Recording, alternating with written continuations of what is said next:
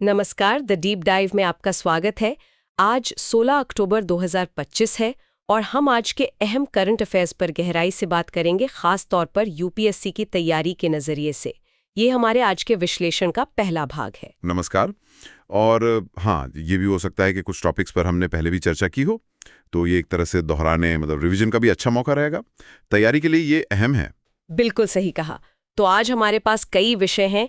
देखिए, अरुणाचल में एक नई हाइड्रो प्रोजेक्ट है, फिर एक नए फूल की खोज भी हुई है वहीं से, फिर लीगल मामलों के लिए एक नया डैशबोर्ड है, मिसाइल टेक्नोलॉजी, इसरो का एक सिस्टम। हाँ, और स्वास्थ्य से जुड़े मुद्दे भी हैं, जैसे SIDS और पार्किंसंस, फिर प्राइवेट सेक्टर का स्पेस मिशन, एक नई एयरफेयर स्कीम और खाद्य सुरक्षा का भी एक मामला है। तो लिस्ट काफी लंबी है।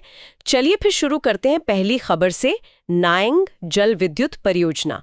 खबर है कि इसकी जो एनवायरमेंटल पब्लिक हियरिंग है वो जल्द ही, शायद 12 नवंबर को होनी है। जी हाँ, 12 नवंबर को। ये अरुणाचल प्रदेश में सियोम नदी पर प्रस्तावित है। सियोम को योंगो नदी भी कहते हैं और ये करीब 1000 मेगावाट की परियोजना है। 1000 मेगावाट, ये तो काफी बड़ा प्रोजेक्ट है। कौन बना रहा है इसे? इसे नीपको बना रही है, मतलब north eastern electric power corporation. इसमें कंक्रीट का बांध बनेगा, अंडरग्राउंड पावर हाउस होगा, सुरंगें होंगी, काफी कुछ है। और कब तक पूरा होने की उम्मीद है? अनुमान है कि काम 2028 के आसपास शुरू हो और 2032 तक ये चालू हो जाए। तब ये लगभग मान के चलिए 4966 GWH सालाना बिजली पैदा करेगी। अच्छा, सियोम नदी के बारे में प्रीलिम्स के लिहाज से कुछ खास? हाँ, ये जानना जरूरी है कि सियोम ब्रह्मपुत्र की दाहिने किनारे की, मतलब राइट बैंक ट्रिब्यूटरी है और ये पूरी तरह अरुणाचल प्रदेश में ही बहती है, लगभग 170 किलोमीटर लंबी। अच्छा। एक और दिलचस्प बात, मॉलिंग नेशनल पार्क जो है वो इसी नदी के पूर्वी किनारे पर पड़ता है। तो देखिए, प्रोजेक्ट जरूरी है उत्तर पूर्व की ऊर्जा सुरक्षा और विकास के लिए, पर हाँ, पर्यावरणीय असर एक बड़ा सवाल है जिस पर जन सुनवाई में बात होगी। सही कहा। ये संतुलन हमेशा ही मुश्किल होता है। चलिए अब दूसरे विषय पर आते हैं। Legal information management and briefing system, यानी लिम्स। इसका एक नया लाइव केस डैशबोर्ड लॉन्च हुआ है। ये क्या है? हाँ, लिम्स असल में एक वेब बेस्ड सिस्टम है। ये उन सभी कोर्ट केसेस को ट्रैक करता है जहां भारत सरकार एक पार्टी है। ये जो नया डैशबोर्ड है, ये एक रियल टाइम विजुअलाइजेशन टूल है। रियल टाइम विजुअलाइजेशन मतलब ये अगले 7 दिनों में सुप्रीम कोर्ट, हाई कोर्ट या किसी भी कोर्ट में सरकार से जुड़े जो भी मामले लिस्टेड हैं, उनकी जानकारी एक जगह दिखाएगा। इससे क्या होगा कि मंत्रालयों को पहले से पता होगा कि कौन सा केस कब लगा है और वो तैयारी कर सकते हैं, आपस में कोऑर्डिनेट कर सकते हैं। तो ये सरकारी अधिकारियों और वकीलों के लिए काफी काम का हो सकता है। बिल्कुल। लिम्स तो वैसे 2016 से हैं और 2020 में इसका अपग्रेडेड वर्जन आया था। ये 24 घंटे ऑनलाइन उपलब्ध रहता है और नोडल मंत्रालय इसका कानून मंत्रालय है। ये जो नया डैशबोर्ड है, ये सरकारी मुकदमों के मैनेजमेंट में पारदर्शिता और कुशलता लाने की एक कोशिश है। गवर्नेंस के लिहाज से ये एक अहम कदम है। ठीक है। गवर्नेंस से अब रक्षा की तरफ बढ़ते हैं। DRDO की अस्त्रा मार्क 2 मिसाइल। खबर है कि इसकी रेंज बढ़ाने का इरादा है, 200 किलोमीटर से भी ज्यादा। जी, अस्त्रा मार्क 2 ये एक BVR मिसाइल है, मतलब beyond visual range air to air missile. BVR यानी नजर की सीमा से परे। हाँ बिल्कुल, पायलट दुश्मन के जहाज को बिना देखे भी लंबी दूरी से निशाना लगा सकता है। इसे DRDO ने विकसित किया है और इसमें 50 से ज्यादा पब्लिक और प्राइवेट कंपनियां शामिल हैं। HAL भी है इसमें। इसका जो पहला वर्जन था, मार्क 1। हाँ, मार्क 1 पहले से ही भारतीय वायुसेना के पास है। Su-30 MKI और तेजस पर लगा हुआ है। उसकी रेंज करीब 90 से 100 किलोमीटर थी। तो मार्क 2 में ऐसा क्या खास है कि रेंज इतनी बढ़ जाएगी? इसमें सबसे बड़ा अंतर है डुअल पल्स रॉकेट मोटर का। मार्क 1 में सिंगल पल्स मोटर थी। डुअल पल्स मोटर मिसाइल को बीच रास्ते में एक और बूस्ट, मतलब थ्रस्ट देती है, जिससे वो ज्यादा दूर तक जा पाती है। अच्छा, टेक्निकली ये फर्क है। हाँ, मार्क 2 थोड़ी बड़ी और भारी होगी मार्क 1 से। वजन करीब 175 किलो होगा और रेंज 150 से 180 किलोमीटर या शायद उससे भी ज्यादा तक जा सकती है। स्पीड भी मैक 4.5 के करीब होगी। इसमें स्वदेशी RFC कर भी लगा है। तो ये भारतीय वायुसेना के लिए एक बड़ी बढ़त होगी। निश्चित तौर पर यह हवा से हवा में लड़ाई की क्षमता को काफी बढ़ाएगी और ये आत्मनिर्भर भारत का भी एक बेहतरीन उदाहरण है। इसे मित्र देशों को निर्यात करने की भी संभावना है। रक्षा के बाद चलिए अब थोड़ी प्रकृति की बात करें। अरुणाचल प्रदेश से ही एक और खबर है। एक नए फूल की खोज हुई है, इम्पेशंस रजिबेयाना। हाँ, ये बॉटैनिकल सर्वे ऑफ इंडिया की टीम ने खोजी है। अरुणाचल के पश्चिम कामेंग जिले में शेरगांव के जंगलों में ये बालसम फूल की एक नई प्रजाति है। बालसम, ये वही टच मी नॉट वाला परिवार है? जी हाँ, बिल्कुल वही, बालसमिनेसी फैमिली। ये जो नई प्रजाति है, ये 2000 मीटर से ज्यादा ऊंचाई पर नम और छायादार जगहों पर मिली है। बालसम की कई प्रजातियां एंडेमिक होती हैं, मतलब वो सिर्फ एक खास इलाके में ही पाई जाती हैं। भारत में कितनी बालसम प्रजातियां हैं? भारत में करीब 230 ज्ञात प्रजातियां हैं। और दिलचस्प बात यह है कि अकेले अरुणाचल में ही पिछले कुछ सालों में, शायद 2013 से 2017 के बीच, 16 से ज्यादा नई प्रजातियां मिली हैं। वाह! हाँ, तो ये खोज दिखाती है कि हमारा पूर्वी हिमालय क्षेत्र, जो एक ग्लोबल बायोडाइवर्सिटी हॉटस्पॉट है, वो कितना समृद्ध है और इसके संरक्षण की कितनी जरूरत है। बिल्कुल। जैव विविधता से अब अंतरिक्ष की ओर चलते हैं। इसरो ने क्रू एस्केप सिस्टम CES को टेस्ट करने के लिए एक नया सस्ता टेस्ट व्हीकल बनाया है। ये CES क्या काम करता है? CES मतलब क्रू एस्केप सिस्टम। ये एक तरह का इमरजेंसी सिस्टम है। अगर रॉकेट लॉन्च के वक्त कोई खतरनाक गड़बड़ी हो जाए, तो ये सिस्टम एस्ट्रोनॉट्स वाले क्रू मॉड्यूल को रॉकेट से खींचकर तेजी से दूर ले जाता है। हाँ, बिल्कुल, ये उनकी जान बचाने के लिए है। गगनयान मिशन में पुलर टाइप CES इस्तेमाल होगा, जो मॉड्यूल को ऊपर से खींचता है। कुछ और रॉकेट्स में पुशर टाइप सिस्टम भी होता है, जो नीचे से धक्का देता है, जैसे SpaceX के फाल्कन 9 में। और ये मॉड्यूल को सुरक्षित नीचे कैसे लाता है? जब CES मॉड्यूल को रॉकेट से काफी दूर ले जाता है, तो वो उसे छोड़ देता है। उसके बाद कई सारे पैराशूट एक-एक करके खुलते हैं, जो मॉड्यूल की रफ्तार को धीमा करते हैं और उसे आराम से समंदर में उतार देते हैं। इसे स्प्लैश डाउन कहते हैं। ये सब ऑटोमेटिक होता होगा? हाँ, ये पूरा सिस्टम ऑटोमेटिक काम करता है। रॉकेट में एक integrated vehicle health management system IVHM होता है। ये सेंसर, इलेक्ट्रॉनिक्स और सॉफ्टवेयर का नेटवर्क है, जो लगातार रॉकेट की सेहत पर नजर रखता है। अगर कोई इमरजेंसी आती है, तो यही सिस्टम CES को एक्टिवेट करने का फैसला लेता है। ये गगनयान जैसे मानव मिशन के लिए बहुत ही क्रिटिकल टेक्नोलॉजी है। सुरक्षा की बात चल रही है, तो अब शिशुओं की सुरक्षा पर आते हैं। अक्टूबर महीना सडन इन्फेंट डेथ सिंड्रोम यानी SIDS अवेयरनेस मंथ होता है। ये SIDS क्या है?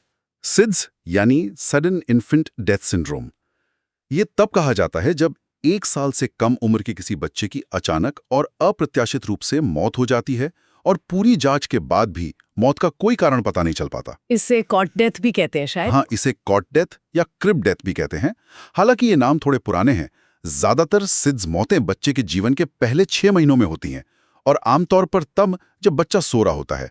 ये लड़कों में थोड़ा ज्यादा पाया जाता है। क्या इसके पीछे कोई वजह पता चली है या रिस्क फैक्टर्स? असुरक्षित नींद का माहौल। असुरक्षित नींद का माहौल मतलब? जैसे बच्चे को पेट के बल सुलाना, बहुत नरम बिस्तर पर सुलाना, या बिस्तर में तकिए, कंबल, खिलौने जैसी चीजें रखना। संभावित बायोलॉजिकल कारणों में दिमाग के उस हिस्से का अविकसित होना शामिल हो सकता है, जो सोते समय सांस लेने और जागने को कंट्रोल करता है। लेकिन ये पक्के तौर पर नहीं कहा जा सकता। एक बात साफ है, वैक्सीन SIDS का कारण नहीं बनती है। तो इससे बचने का तरीका क्या है? सबसे कारगर तरीका है सुरक्षित नींद के तरीकों को अपनाना। जैसे बच्चे को हमेशा पीठ के बल ही सुलाएं, एक सख्त सपाट सतह पर सुलाएं और उसके सोने की जगह पर कोई भी ढीली चीज ना रखें। ये एक गंभीर पब्लिक हेल्थ इशू है और जागरूकता बहुत जरूरी है। बिल्कुल। स्वास्थ्य के बाद अब फिर से अंतरिक्ष की तरफ, लेकिन इस बार प्राइवेट सेक्टर की बात। एक स्टार्टअप है गैलेक्सी आई। वो अगले साल मिशन दृष्टि लॉन्च करने वाले हैं। कहा जा रहा है कि ये दुनिया का पहला multi sensor earth observation satellite होगा। जी हाँ, गैलेक्सी आई का मिशन दृष्टि ये कई मायनों में खास है। पहली बात तो यही कि ये मल्टी सेंसर है। इसमें SAR यानी सिंथेटिक अपर्चर रडार और हाई रेजोल्यूशन ऑप्टिकल पेलोड दोनों लगे हैं। SAR और ऑप्टिकल दोनों, इसका क्या फायदा है? SAR की खासियत है कि ये बादलों के पार भी देख सकता है और रात में भी काम करता है। ऑप्टिकल कैमरा साफ मौसम में बहुत डिटेल तस्वीरें लेता है, तो दोनों मिलकर किसी भी मौसम में, दिन हो या रात, पृथ्वी की निगरानी कर सकते हैं। लगातार डेटा मिलता रहेगा। अच्छा, ये तो बड़ा एडवांटेज है। हाँ, और दूसरी खास बात, ये भारत का अब तक का सबसे बड़ा प्राइवेट सैटेलाइट है। वजन करीब 160 किलो है और इसका रेजोल्यूशन यानी तस्वीर की बारीकी 1.5 मीटर है, जो किसी भी प्राइवेट सैटेलाइट से बेहतर है।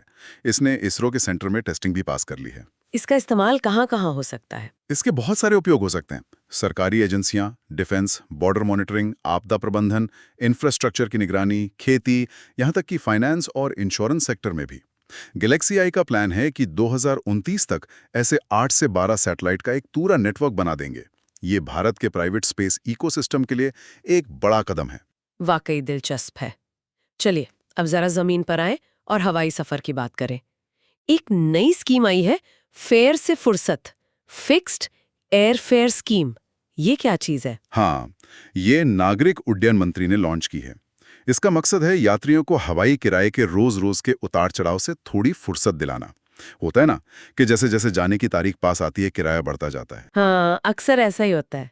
तो इस स्कीम में जो सरकारी रीजनल एयरलाइन है अलायंस एयर, वो कुछ चुनिंदा रूट्स पर एक फिक्स किराया दे रही है। मतलब आप टिकट कभी भी बुक करें, चाहे जाने वाले दिन ही क्यों ना करें, किराया वही रहेगा। अच्छा, ये किन रूट्स पर है? अभी ये पायलट बेसिस पे शुरू हुई है।